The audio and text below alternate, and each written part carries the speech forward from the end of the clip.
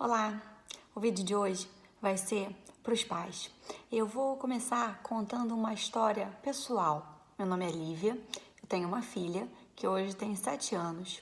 Quando ela tinha 3 anos, um dia eu estava num curso de formação para professores voluntários da minha igreja e teve uma contação de histórias. E tinha algumas crianças lá, como a minha filha, dos pais que tinham vindo do trabalho, das suas rotinas e levaram seus filhos. E na contação de histórias teve uma pergunta sobre a história do paralítico que desceu com os amigos pelo telhado. Só uma criança, quase da idade da minha filha na época, 3, 4 anos, respondeu aquela pergunta. E ali a minha ficha caiu e os meus ouvidos, meus olhos se abriram para que eu ensinasse minha filha a Bíblia. Aquela responsabilidade não era das professoras da escolinha dominical, do cultinho das crianças, e eu estava prestes a me tornar uma delas. Aquela responsabilidade era minha como mãe.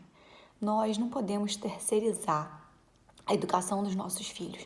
Assim como não é a escola que educa, os pais educam e a escola ajuda, assim também é no ensino espiritual, no ensino piedoso.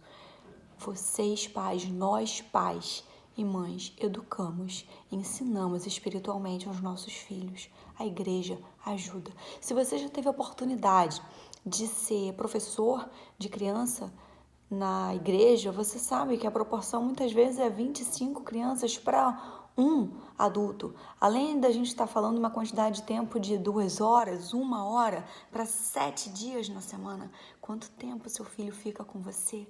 Que oportunidade você tem? É um desafio, mas também é um privilégio poder formar alguém espiritualmente. Não tem garantia, não tem receita de bolo. A mãe perfeita não tem filhos. Nós precisamos ensinar aos nossos filhos a que nós temos um Deus que nos ama profundamente, um Deus a quem nós temos a quem recorrer, um Deus que perdoa, um Deus que restaura. Então, o que os nossos filhos precisam ver em nós são cristãos que erram, que pecam, mas que buscam a restauração de um relacionamento íntimo e sincero com Deus. Esse ensino, como a Bíblia fala em Deuteronômio 6, precisa acontecer em todo tempo.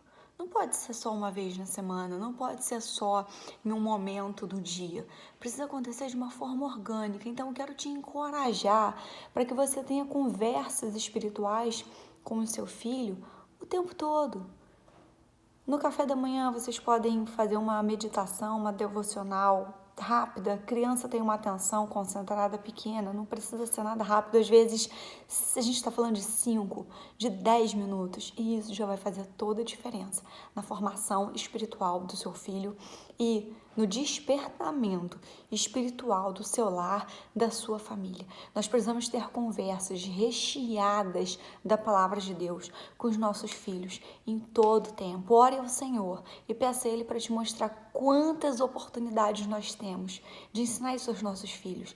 É numa brincadeira, é num estudo, é numa pirraça, num momento de destemperança, de briga com o irmão, que a gente tem uma oportunidade enorme de plantar a palavra do Senhor na mente deles. Eu sou uma mãe comum, eu não sou nenhuma mãe especial, como eu falei, também não sou nenhuma mãe perfeita, e eu tive esse despertamento de que a formação espiritual da minha filha era de minha responsabilidade, não era de responsabilidade da igreja, não era responsabilidade de pastor, de professor, DBD, era inteiramente minha. E a Bíblia também fala que aquele que sabe o que deve fazer e não faz, também comete pecado. Então, minha exortação hoje, com muita humildade, é: não negligencie a formação espiritual dos seus filhos.